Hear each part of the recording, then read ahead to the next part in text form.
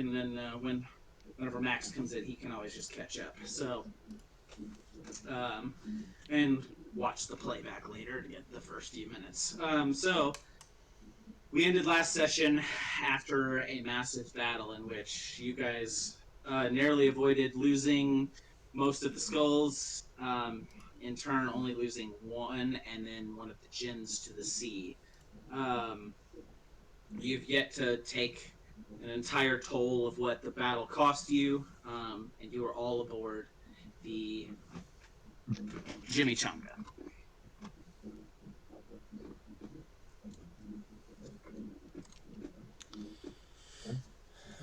Okay, I'm gonna attempt to send a message to Captain of the Grim Reaper and then Captain of the Blacktooth Grin and see if I can get a response. Okay, so you send a message to Jimmy the Great, and he immediately responds, lets you know that he's still alive and that many of the crew are still alive, but not all. And you send a message to Captain Torvius of the Blacktooth Grin and receive no reply. Okay. Are there any gems on the Jimmy Chonga currently? Yeah, there are a few. A lot of them went below decks when the shit went off. Okay. I'm going to call for a couple of them to board the Blacktooth Grin and take count. Okay. So what's the other ship that we have? So you have the Grim Reaper and the Blacktooth Grin. Okay. We only have 2 ships? I thought we had 3. Well, with the Jimmy Chonga, the Grim Reaper, and the Blacktooth Grin, yeah. I'll go over and check on Jimmy the Great's ship. Okay. All right. So yeah, you send a few. You guys kind of in correlation with. You see the gyms working with some of the other gyms on the Blacktooth Grin to kind of throw ropes to one another and pull the ships together so that way you guys can. They can board. And Uruk, you do the same, and you get your way over to the Grim Reaper.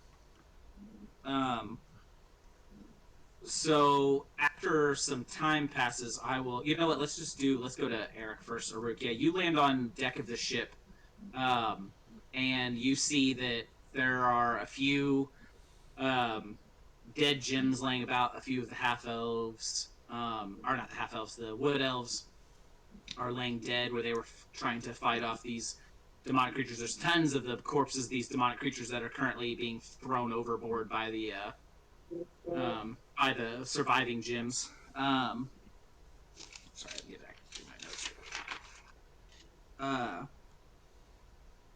here. What up? What up? What up? Perfect timing. We're just getting started into the details of what you guys have lost. So, Uruk, as you board the Grim Reaper, Jimmy the Great comes up to you and says, "We lost 4 total. 4? Considering how much we were taken off guard, I say we got pretty lucky. I don't know how the other ships fared, but we only lost 4 from this ship." Have you just discussed with the Commodore about what to do with the fallen men? Well, we initially lost a couple of them to the drink, and so I imagine they're in Davy Jones' locker. But as far as the others, they're aboard the. You can kind of see where there's some of the fallen ones are kind of like they've been like repositioned. They're not in the places that they fell anymore. They're kind of laid out. So he says, "No, I haven't talked to the Commodore yet." Out of game real quick, because I don't really know the answer to this. How would pirates usually get rid of dead bodies back then? Like, what would be the honorable way to get rid of a pirate? Sea burial. Gotcha. That's kind of what I figured, but I didn't want to just be like, throw them overboard. And then everybody fucking lynched my ass. Yeah. have yourself a mutiny. No, that was generally the method of was Just sea in a more row. dignified way, right? Right, yeah, they would they would basically, instead of you just basically getting lost, you'd be like, they'd have a little ceremony for you, and then, you basically Would like. they tie weights to them? I don't know that, but I'm certain they would probably do something because you wouldn't just want bodies floating on the surface. Yeah. So I imagine they would probably, tie something to them, and drop them in the ocean. So, shit, I'm not over there. Never mind. So I'll leave you, Aruk, aboard the Jim Reaper, Okay. and come back to the Jimmy Tonga. As all this is kind of happening aboard the Jim Reaper, one of the Jims comes back across to you, Perry, from the Blacktooth Grin, and says, Captain, well, I guess now former Captain Torvius is, he's dead. We found him at the wheel with a knife in his belly. Knife. Okay. Weird. Um, Do I hear this? Yes.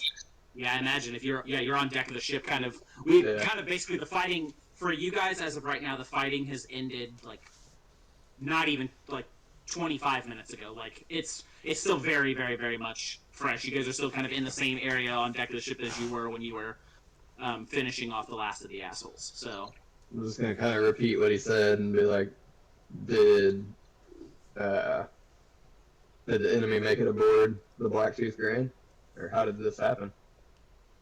well, we don't know it. It was his own dagger and his own knife in his stomach. I'm gonna board the Blacktooth Grin and take a look at him. Yeah, I'm going. Okay. With So yeah, you guys board the Blacktooth Grin and you walk up to the wheel, and sure enough, there's Captain Torvius laying, eyes open, mouth agape, and right below his sternum, right into his heart, and is sticking out of his gut is his own knife. Okay. I'm gonna pull the knife out, and I don't know if this is gonna work or not, but I'm gonna attempt to cast Spare the Dying on him. Yeah, he's long since dead. He's done. He has passed beyond. Gotcha. You got any type of like fingerprint lifting spell? No. Okay. Who's the first mate? I can't remember of this ship. It was the first mate is a man called where's his name go? I just had his name right here. A man known as Jackal. I'm gonna yell out for Jackal. Um, I'm sure Zezel yells out and he sounds kind of angry, like, get your ass over here. yeah, absolutely. He comes a few moments later. You see him come walking from down below, and he looks a little beat up and haggard. You can see that he's got roll insight for me, actually. Or no, you know what? Not insight, perception. Sorry.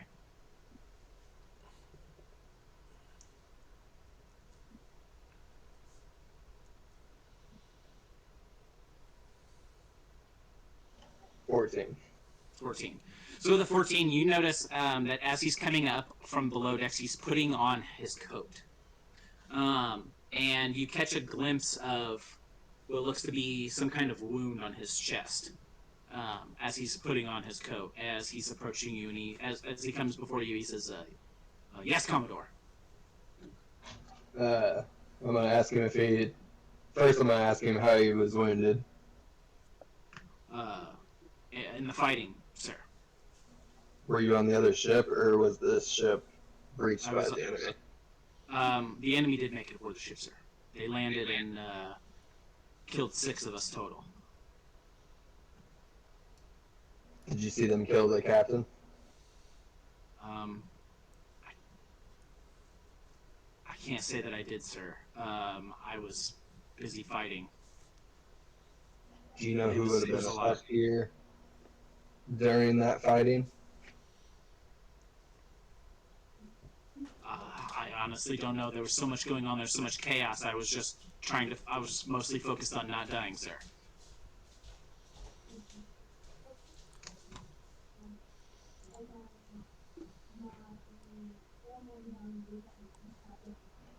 think this is something we should investigate further, Perry? Like, bring everybody else on, Um, bring everybody else up, and see if anybody else saw anything, or how do we want to handle this? no, I really don't think so. I mean, I think we should probably let his crew do with his body what they want, and then we'll appoint Jackal to be captain. Sounds good. Okay. That. Okay. All right. So, you guys, are you telling Jackal this, that he's been appointed the captain of this ship? Yep. Okay. He bows his head and says, "Thank you, sir. It's a great honor." I'm gonna grab the hat off of Torvius's head and give it to him. He once again bows his head and thanks you, and then places the hat on top of his head, and he says, he looks around at some of the jackdaws, the few that remain, and says, "Let's give the captain a proper burial." Let's give all of our men a proper burial. Yeah, of But course, especially yes. the captain. And you see the crew begins to set about their work of kind of, getting the bodies ready and everything else like that, to have a ceremony to give them a burial at sea.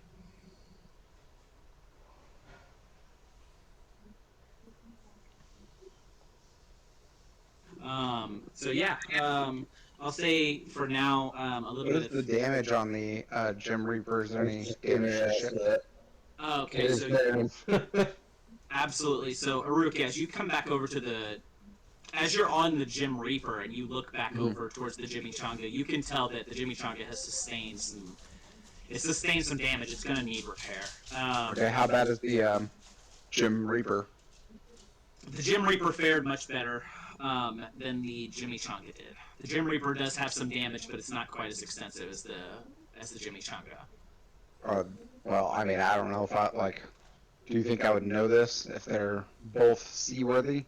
Like, You get the sense that the Gym Reaper will probably be okay, but the Jimmy Changa definitely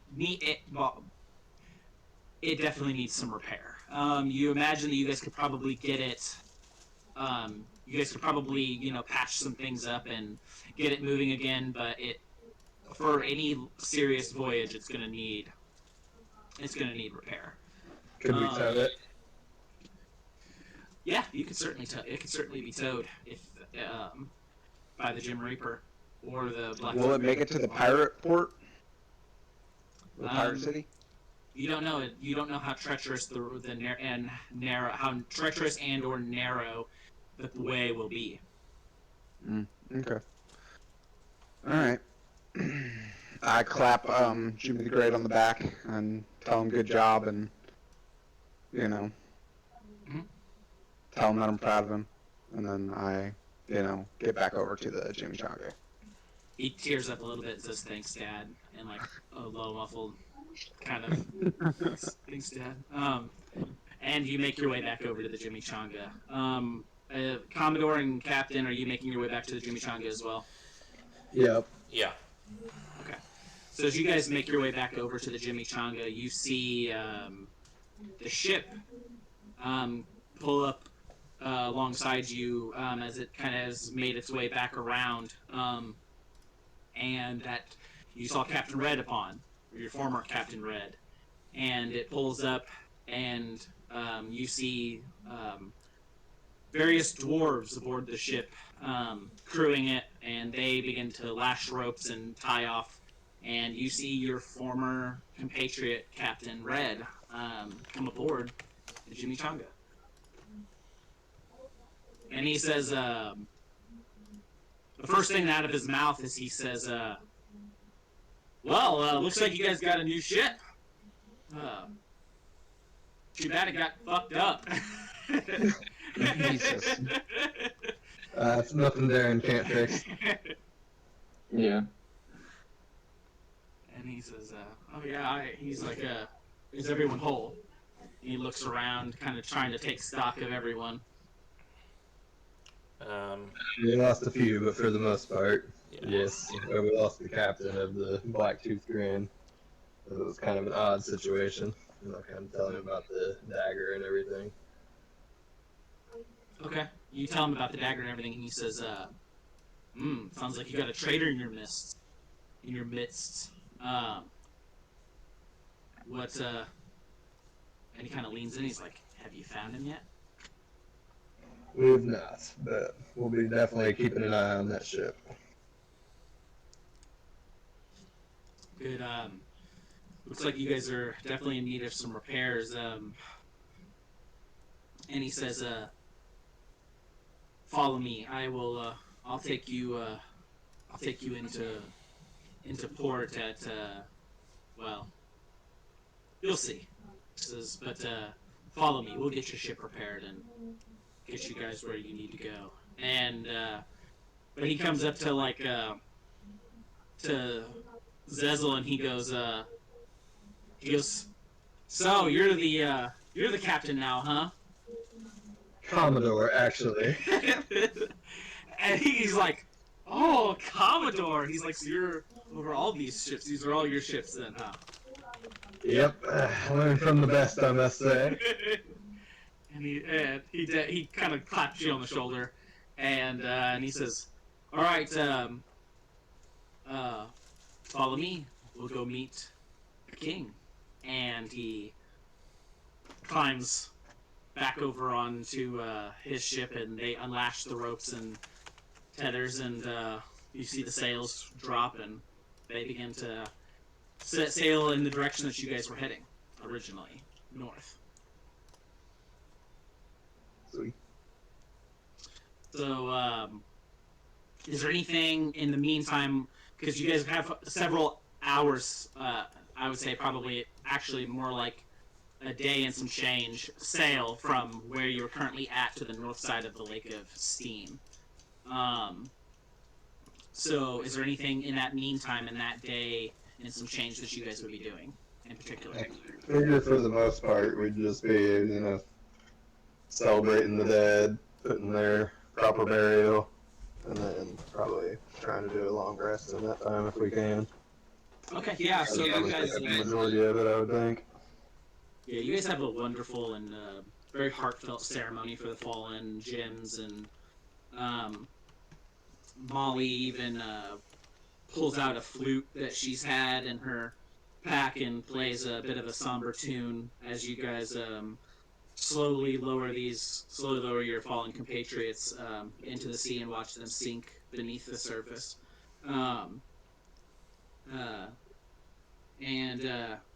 Unfortunately, though, with the fighting over and all of the magic dissipated, this place is quite steamy and foggy once again. So, unfortunately, there's not a lot of great visibility. But for a brief time, you can watch your compatriots as they float away and kind of hear the different various things that are being said about the fallen compatriots among their brethren aboard each ship. You hear things muttered, he's a good man, a good sailor, different things like that. As you guys make your way north. Before too long, about a day passes as you guys are busily making repairs to the ship that you can make at sea from the inside. There are probably even a couple of gins hanging by ropes very precariously off the side, trying to make what repairs they can as you guys are sailing through.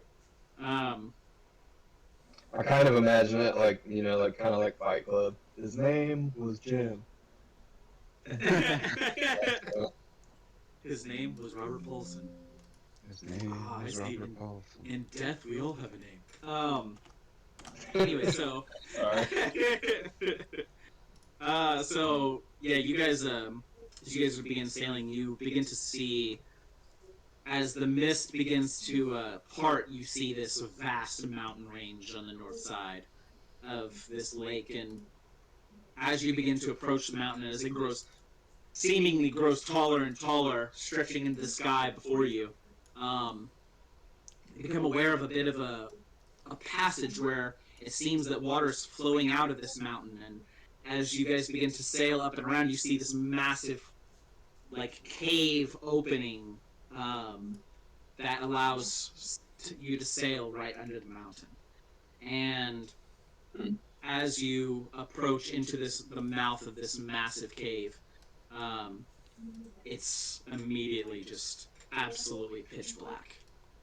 You can hardly see as the ships pass to where underneath the shadow of the mountain where the sun can no longer reach you, it becomes immediately just so dark you can't see your hand in front of your face.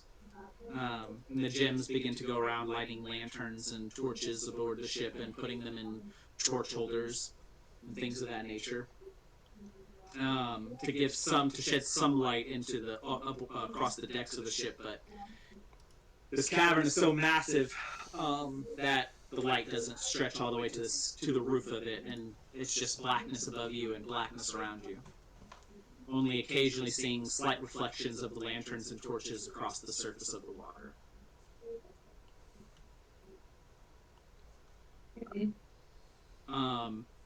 And you sail. You're well, under the mountain there is not much wind, and so the ships begin to slow, and the crew have to climb upon the oars and begin to row, and you have to move a little bit more slowly as a result. And so you travel through darkness for hours, before eventually in the distance you can see light glimmering, and as you approach, the light begins to glow brighter and brighter and brighter until you see a fully lit city beneath the mountain. This city is unlike anything you've ever seen before. It almost seems as if this city slid down a mountain and just piled at the bottom here and somehow managed to make itself underneath. You have no idea how it could have possibly happened, but the city is become part of the walls of this cave, and buildings, ancient stonework buildings that once stretched up into the sky now lean over on top of each other, almost creating this almost like tunnel through the city where the water flows, where the water narrows and flows, and you see these buildings that, like I said, stretch up for several stories, and then kind of, maybe 10, 12, 15 stories, and then lean over and touch at the tops. And there's buildings that seem to have maybe fallen and stacked on top of each other in random places that scale up the side. They're all lit by various means of light. And you see, moving about this city as you guys begin to sail closer, you see these same dwarves that you saw aboard Red's ship, bustling about, working, and just going about general tasks. As you guys begin to sail underneath, and you're looking up, and you see the masts stretching up and almost scraping some of the top of the archway of some of these buildings as you guys pull in, and you see like lights in windows and people moving about in rooms all around you and above you. It's one of the most spectacular things you've ever seen. But the buildings that the city is made up of are very, very ancient, very old stonework, and definitely you can tell have been repaired and replaced with new masonry and places to strengthen it.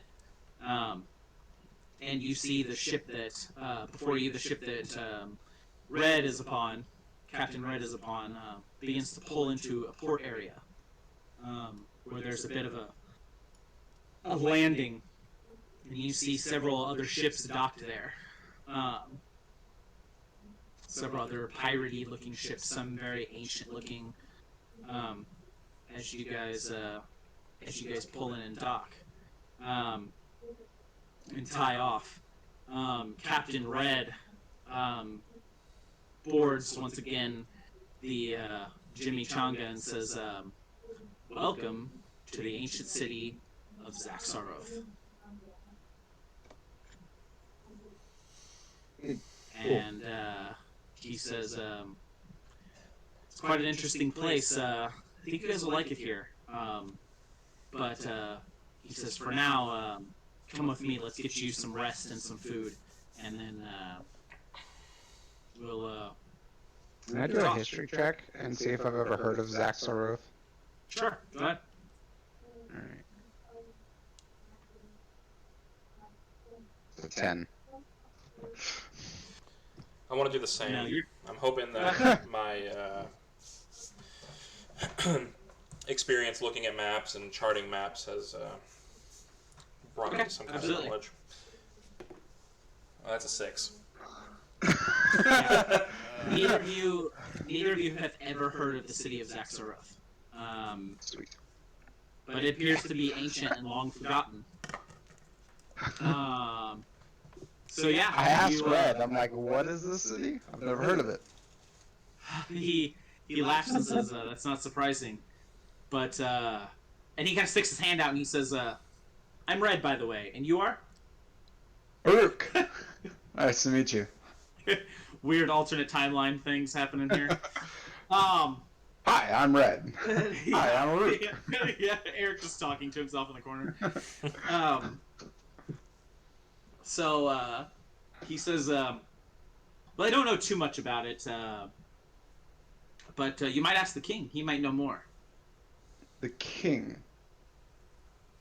Well, yeah, So there's a king of this place? of course. How come? But it's the I've pirate never heard of king. this place. And there's a king. I don't know, man. Maybe he needs to get out more, and he kind of pats you on your shoulder and Well, I started says, taking out like my books of lords and ladies of the land, and like I'm looking through, because like I was a samurai, and I was like, who the fuck is this Zaxaroth? Like, "Yeah, it's you find nothing." I'm gonna look at Red and be like, the king is the person who took you. Bingo! Somebody's using the old gray matter, and he says, "Yeah, my uncle, the pirate king."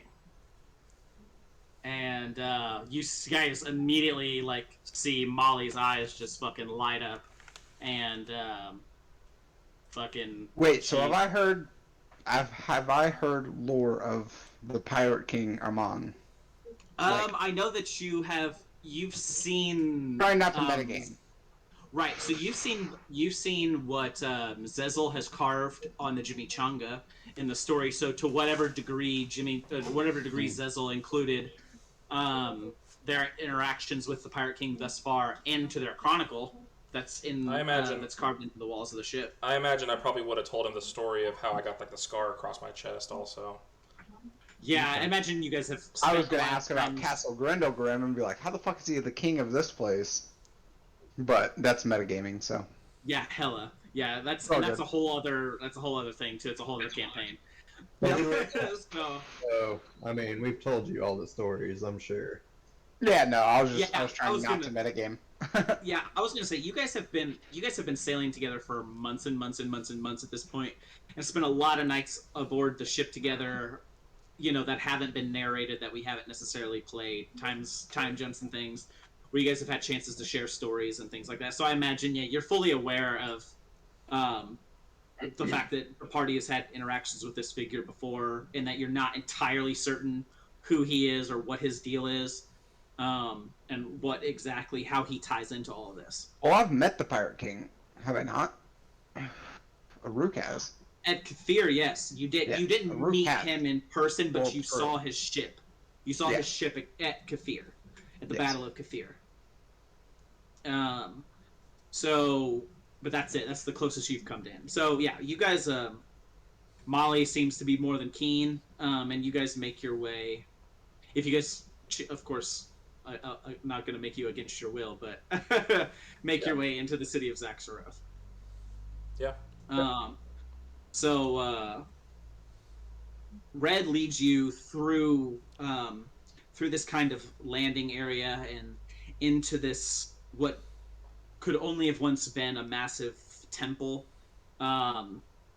and you can see where on the backside of the temple where it had once been destroyed is now replaced with new masonry, and there's he leads you up through a doorway, up through several spiraling staircases, and into this large dining hall, where there's a table laid out that has food prepared and, drinks and stuff. And he says, "Come on, sit, eat, fill your bellies, rest for a time. I will, I'll go get my uncle, and I'll return to you." And he quickly makes his way off and leaves you guys with this big spread on the table and food and drink and that sort of thing. Is there any wine on the table? Yeah, absolutely. There are like pitchers. They're like vase-like ceramic pitchers of various kinds of beverages. You see some are a couple different kinds of wine. Some are ale. Some are just like water and things like that. I want to try the various wines to see if there's any that I think would be paladin worthy. So you see that one of the pitchers is gnomish in make, and you taste it. It would just a little bit of like almost like swish around your mouth, kind of small taste, and it tastes identical to some of the gnomish wine you've had in the past. And there are various other kinds of wines. There's probably 3 different other kinds of wines. It's probably like a white, a red, and while they're all excellent, you can't imagine. The only one that the gnomish wine is really good, and it's got the almost psychedelic feature to it. However, you don't know if it quite meets the bill for paladin. Okay. But though they are absolutely excellent. So is everybody gonna tuck in there? I imagine us all sitting there like, this one has hints of cherry. Fucking Yeah. wine sommeliers. bunch of pirates just Prepare very well Fucking with wine Buddha. connoisseurs. Nick, your whole grand plan has been ruined. We're just a bunch of wine sommeliers. Yeah. Connoisseur, my friend. Yeah. So as you guys are eating and the food is excellent, like it's the best food you've had in quite a while. Probably since your encounter with Paladin. It's probably the best food you've had since then. Even though you guys don't do too badly with the fare that you have aboard the ships. After maybe an hour of you guys eating and drinking and fussing over some of these various wines, trying to decide if they're worthy of a favor from a divine dragon god, you hear Red once again enter the room, and he kind of walks into the room and then turns back towards the doorway, and a couple of moments pass, and then you see the figure of the Pirate King enter the hall. A figure standing nearly 7 feet tall, blood red skin, eyes black as the depths of the ocean, long black hair, black beard, with a quite large hat on top of his head with several feathers sticking out of it, long leather coat, and you see a massive sword that Perry, you remember very well. Yeah, I'm gonna glare and billow my cloak. Yeah, sheathed on his back, and he has in his hand a wooden staff with a pale gem set into the top of it. As he walks into the room, and I imagine all eyes are on him, and he says, as he moves his way to the head of the table and sits down at the seat, he says, "I hope you all enjoyed the feast. Welcome to Zaxaroth." And gives a bit, as he, just before he sits, gives a bit of a bow, and then sits at the table.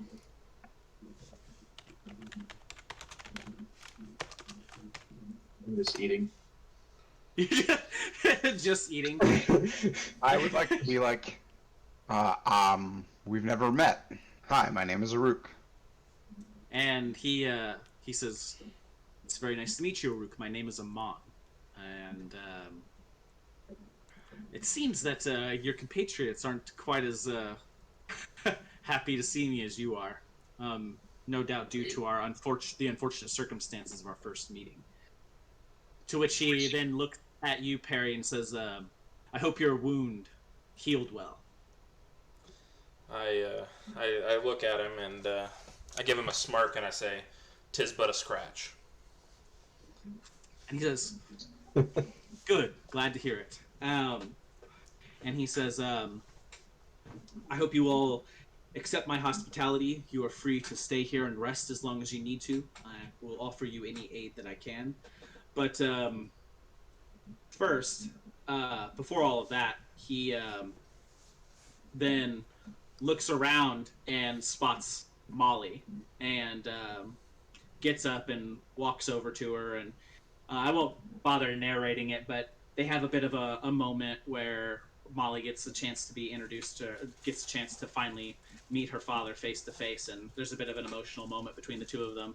Um, as she then kind of moves to sit closer to him, and he says, "Thank you all for your patience." Um, and he says, "But now that that is out of the way, I'm sure that you have questions." Yeah, what's the deal with your staff? And he says, "It's an heirloom." Well, the gem is an heirloom, not the staff itself. Okay. You can, you can, you can roll perception on the, or yeah, perception or insight. I'll let you choose on the staff That's a if you 19. like. Yeah, it is sitting in this proximity to it, and now with your extensive amount of times you've had to study these things, it is absolutely one of the gems. Okay. Um, I want to ask him Is it how he real? got it. Like I said, it was an heirloom passed down to me. It's one of only two heirlooms that I have from my family, Hmm. from my Do you father. know what it is? He gives a bit of a smile and he says, "Yes, I know perfectly well what it is." Well, to keep with Are family you sure tradition, about maybe you should pass it down to Molly. he says, he says, "Well, it's interesting that you say that, because that's exactly what I had planned." Oh, well, spoiler Uh, alert. he goes, he goes, "That's exactly what I had planned. I thought that you had defeated Teodalma after the Battle of Kathir. Unfortunately, that was not the case. And so I had come up with my own plan, and I began to try to seek information on the whereabouts of some of the other gems, and and also the means to destroy them without releasing the beast." That's what we've been trying to do. So, And he says, "Well, then perhaps we should compare notes." We And don't he have a way says, to destroy them, but "Well, that's where I come in. I do. huh, There's an island that I believe you are all aware of. If I'm not mistaken, you, if you no longer have it, once had a map that showed its location. Um, the secret of this place, I have visited it myself. The secret of this place is that beneath the temple on this mountain, or beneath the temple on this island, um, there's a portal to the elemental plane of water. We can cast the gems into that plane, into that portal, and then destroy the portal, severing the connection and leaving it forever in the elemental plane of water. wouldn't that release the beast though, throwing them all into there at once? If it does, he will forever be trapped in the elemental plane of water with no way to return. Well, what if he destroys the elemental plane of water? I don't believe he's quite that powerful to destroy an entire plane of existence. He'd wreak havoc on ours. He would, yes, quite certainly, would wreak absolute havoc, but I don't think he would destroy the very nature or fabric of reality with his power. Are there living creatures in that other plane? Of course. Of course, but many of them are like him. They are monstrosities of the same ancient lineage, and so he would most likely be where he belongs. So we eat his ass in there then. Didn't we lose one of the gems? So yeah, I was about to speak up and say, well, we have a bit of a problem. In our last encounter with Teodalma, not only did she take one of the skulls, one was lost to the sea.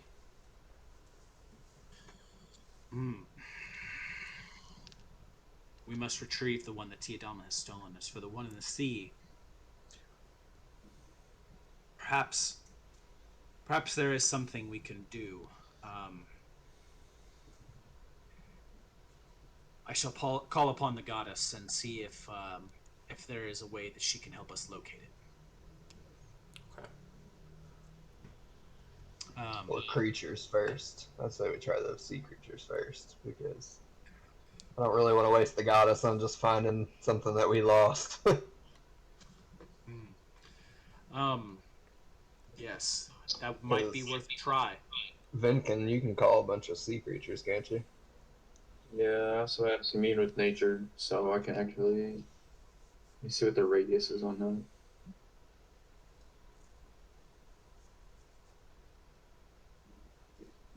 $3 miles. Yeah, that's pretty good. You get a shit ton of Yeah. fish for 3 miles. Yeah, for sure. The Pirate King then looks back at the rest of you and says, so Red tells me that you may have a traitor among you. Yes, on the Blacktooth Grand, we believe. Then I'm going to tell him the story about how we found the captain with his own dagger. Harry still has the dagger, doesn't he? Yeah, I do, and I'm gonna present the dagger. He says, Are we the only ones around Amon? yeah, so it's just the party. It's literally the party that is currently here and Amon, with the addition of Molly and Red. That's it. So I have 2 questions. So what if we threw most of the stones in that plane of what was water? Is that what you said?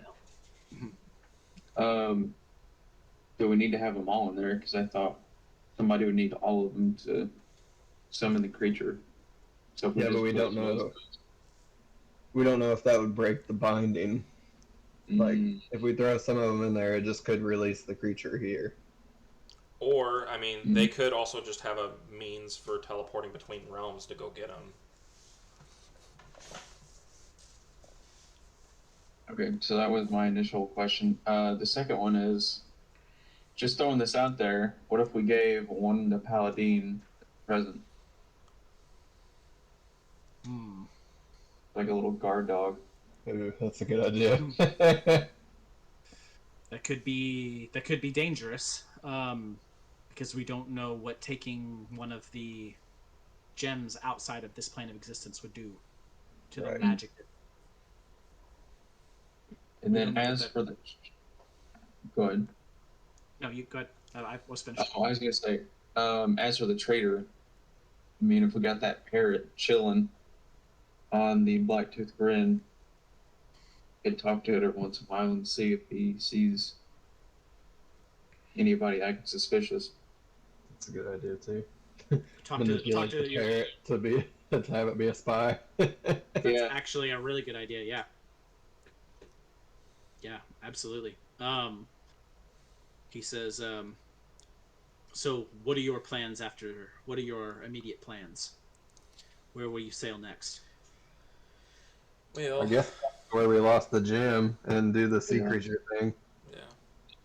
I meant beyond that. Once we secure that, what would be your next stop? Where were you intending to go before this happened? Well, we have a few stops planned. We are going to head up to. Where was Pirate it? City. We're going to stop at the Pirate Isle to talk to a seer. I think we plan on heading to the Earthfast Mountains to get a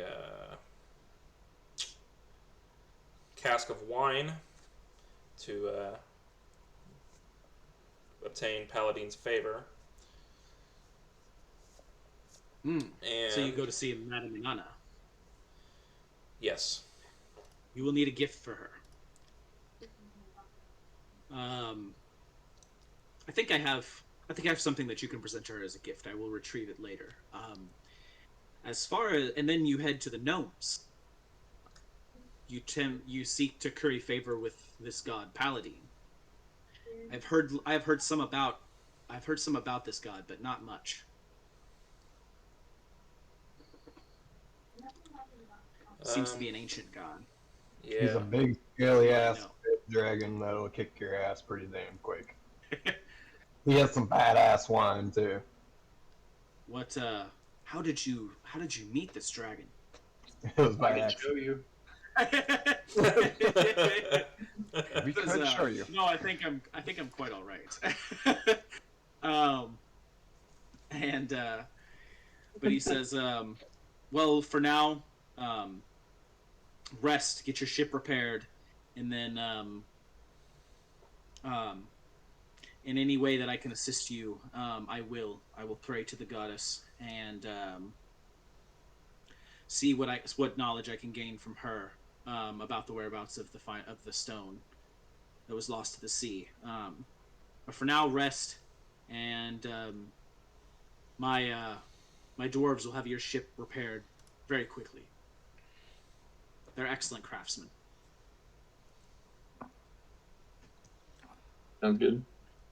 I want to ask him if he knows the location of any additional gems. No, not currently. That was my next task, was to begin tracking down the gems. I've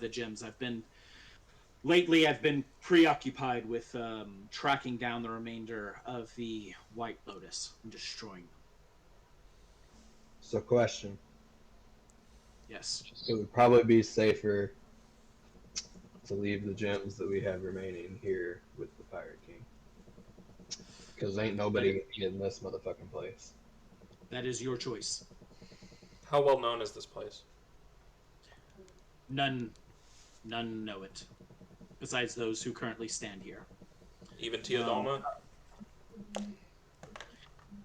Well, I can't imagine she would have chosen to ambush you where she chose to ambush you had she known I was this close. I wish I had some kind of advanced warning, and otherwise I would have been able to be there to prevent the ambush. So I will be looking into that. But had she known I was this close, I doubt she would have seek to attack you where she did. Okay. So How fortified is this place? How let me say, like how How are your defenses? yeah, how willing are the dwarves to protect this mountain? These dwarves would die for this place.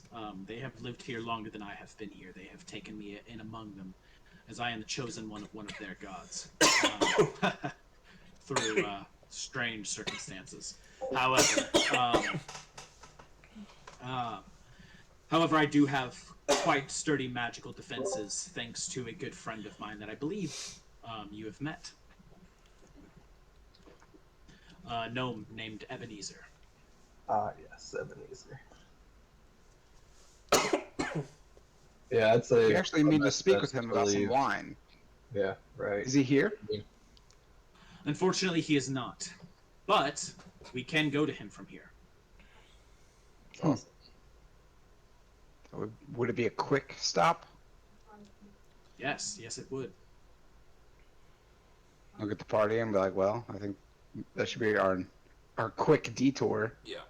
to go see him about some wine for Paladine. I also think we Or should. the ship to get ready. Yeah, that too. I think they're going to be safest here in the mountain. I think so too. Yeah. All right. So he says, all right then, and he says, follow me, and he leads you guys through I mean, I won't go into detail, but it takes you about 30 minutes of traveling through various passageways, secret doors. He's very transparent about showing you how to get to where he's taking you. Um, and then you find yourselves eventually in this massive room that could only be described as a laboratory. Um, and upon one wall, is a massive safe that is set into the wall that is magically secured and locked. That he opens and allows you guys to place the skulls and gems into, which he places the staff into as well. Um, and then closes the door and says, and then he directs your attention over to this large archway. It's almost like a metal ring made entirely of solid gold that is engraved with all of these runes and magic sigils. This probably maybe 12 feet total in diameter, and you see he takes his glove off of his hand, and you see this. His hand is made entirely of metal, and there are various kinds of metal, and there's a gem set into the back of the hand. It's not the same kind of gem. It's a black gem that's cut in the shape of a diamond, that glows. And as he articulates his fingers and he waves with his hand a sigil, and a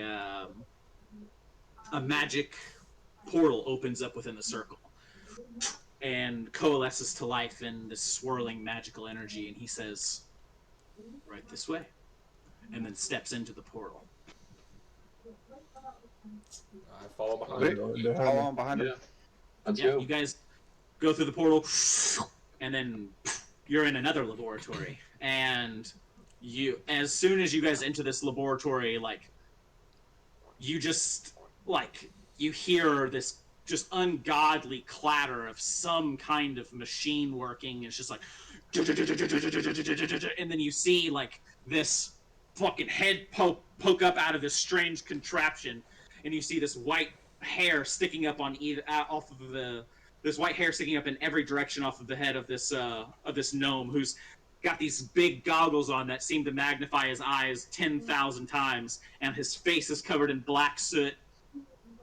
And he goes, "Oh, well, hello there," and he jumps up out of it and floats down slowly with his cloak billowing down to the ground, and takes off his goggles to reveal these perfectly white circles where it's the only part of his face that's still clean. And he says, well, hello there, Amon, and oh, I remember you guys. As soon as I see his cloak billowing, I start billowing my cloak. Yeah, I follow suit. All the cloaks just billowing. And he says, well, what can I help you guys with? I take out my flask that I have, a little sample of Paladine's wine, and I say, "Here, give this a little swig." And he approaches and he looks very interested. And he goes, "What's this?" And he takes a drink of it and hands it back to you. And he sees kind of swashing it around in his mouth and then swallows it. And he goes, "Well, that's just simply divine. Where on earth did you get that?" Well, we got it Doesn't from your place. we got it from the astral plane. But that's neither here nor there. What we need is something that's better. Better than this. Whoa, you guys, that's a tall ask, fellas. He's like, "Here, let me get another sip of it. Let me try. And he kind of sticks his hand out and takes it off of you and smells it again. And he runs over, and he's frantically looking through some shit. You see shit flying over his shoulder as he comes back with a clear glass test tube, and he pours just a little bit of the wine in it and hands it back to you.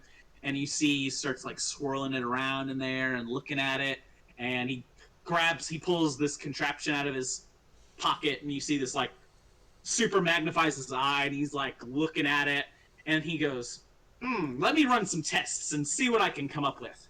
And he just goes full mad scientist mode on it, and runs over to some other crazy-looking contraption, and you see he waves his hand with magic, and all these fucking, like, pistons and things start out of the back of it as he sets the test tube in there, and he goes, "You guys might want to stand back," as this thing just starts going fucking apeshit, starts fucking spinning really fast. And he says, after this thing starts spinning real fast, the whole place starts like fucking shaking, like dust is coming down from the ceiling as these pistons in the back of it are just going absolutely apeshit. And then like a bit of like a as the machine starts to slowly like slow down, and he begins to like open it up, and he takes the vial out, and you can see there's like it's like completely just like froth now, and it's like frothed over the top, and shit just completely like so much air and everything into it. Did he try to do the thing they do with blood and like separate the fucking? Yeah. Yeah, and so he takes it, and then he's like quickly runs over and like pours it out on this like on like this glass area, and he like grabs this tool and starts like spreading it out, and he spreads it, and he's like, all right, now we gotta wait for it to dry, and he's just like standing there staring at it. It's just like looking at it, and he pulls the goggles back out, and he puts the goggles back over his face, and he's like staring at it, watching it dry with these like fucking super magnified eyes.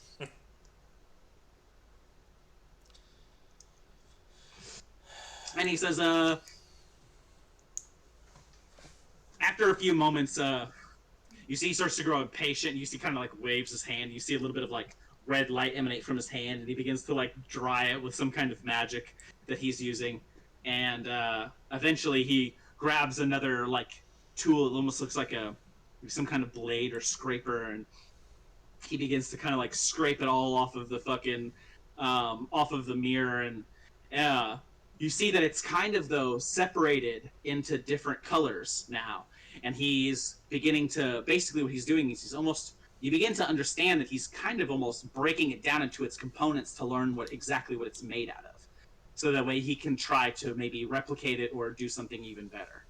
And he says, you'll have to give me some time to work on this, but I'll meet you in Zaxxaroth when I have something. Fair enough. And he says, "All right, now get the fuck out." And he fucking like dons some big gloves and shit, like. And, the Pirate King just kind of smiles and lowers his head a little bit and shakes it, and then just walks back through the portal to Zaxxaroth. Ebenezer's a wizard? Wizard artificer. Okay. Yeah, wizard artificer. Yeah. Before I go, I want to ask him if he could take a look at this spell book that we got from the Lich. Oh, yeah, absolutely. He says, yeah, sir, as soon as I'm done with this, I'll get right to it. Just leave it on the table over there. All right, yep. I leave it on the table, and I guess I head out. Okay, yeah. Before I leave, just to give Ebenezer some motivation, because I know this little bastard doesn't work for free. I've got 750 gold in my pocket, so I'm just going to drop my sack on his table and be like, here, let's all cover it. Yeah. And he just goes, yes, and just kind of doesn't even look over and waves his hand. And yeah, you guys make your way back through the portal back into the city of Zaxxaroth. And the Pirate King says, I'll have Red escort you to where you guys can stay and get some rest. I believe you need it. And he says, Molly, come with me. I'd like to sit and talk a while. And she runs up to him, and they kind of go off, and Red leads you guys to your chambers, very comfortable chambers with various, like almost salvaged things from a bygone era that were maybe found in the city, but quite comfortable. You guys, go How ahead. far away is the ship from us? I mean, probably it's a ways. It's a ways. It's a 20 plus 30-minute walk. I'd like to ask Red if he ever found his dad. I hate sleeping away from my ship. He says, yeah, I actually, as a matter of fact, I did. He's an asshole. He says, he's a bit of an asshole, but, yeah, I found him. And he says, I'll talk to you guys tomorrow. And that's where we'll go ahead and call it for today. We're about perfect timing. Got about 10 minutes to spare.